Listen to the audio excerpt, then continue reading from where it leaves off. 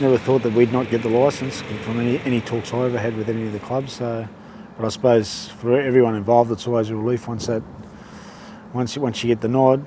But obviously, it's pretty ordinary time for the Crusaders boys. I know a few down there, and I really feel for them at the moment. So it's not great at all from their point of view. Is there a place for any of them at Salford, do you think, next season, possibly? Oh, there possibly is. Again, we're sorting through things at the moment, but I certainly hope that all the boys down there and hope the league do the right thing and try and look after them as best way as possible, because we're talking about people's lives here and careers. So I'd like to think that their contracts and what's happened in the past have been honoured. Talk about your own players. Stefan Ratchford's gone to Warrington next season. Is that a bit of a disappointment for you? Stefan's made his decision and he's moved on, so have we. So we're just worried about the future now. You've got a lot of good young players at this club. Have you been surprised by the amount of young talent coming through?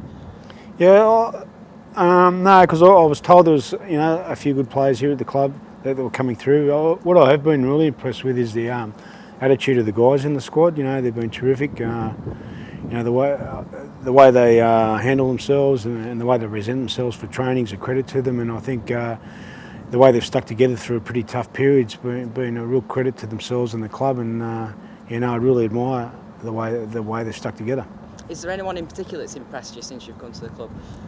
Oh, probably put me on the spot now. From a football point of view, I thought Danny Williams' performance in the first game, to have 1 week's training and what he did against Hull KO was certainly great. But I certainly I've been impressed with as a squad generally in the way they've stuck together and certainly the way they've applied themselves to training's been really good.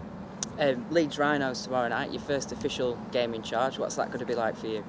I'm really looking forward to playing here at the Willows. I've obviously been told that the crowd here is pretty passionate and can be colourful at times. So I'm really looking forward to the support, and I'm hoping that a lot of our supporters get here and cheer the guys on, because it's it's a big game for us and against one of the Super League heavyweights, and they're a team that's in form. We actually had the week off last week to freshen up, and the boys have come back and trained very well this week. But Leeds are on a bit of a roll. They've won their last couple, and they've got a lot of very good, experienced players there who I'm sure are a pretty determined group to finish the year off well. And they're vying for position in the semi-finals, and they want to finish as high up as possible in that ladder.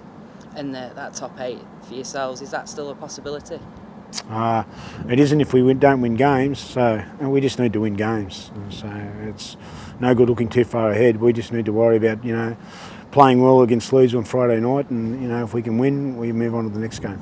And how important is it from your own perspective to get that first win on your first official game in charge?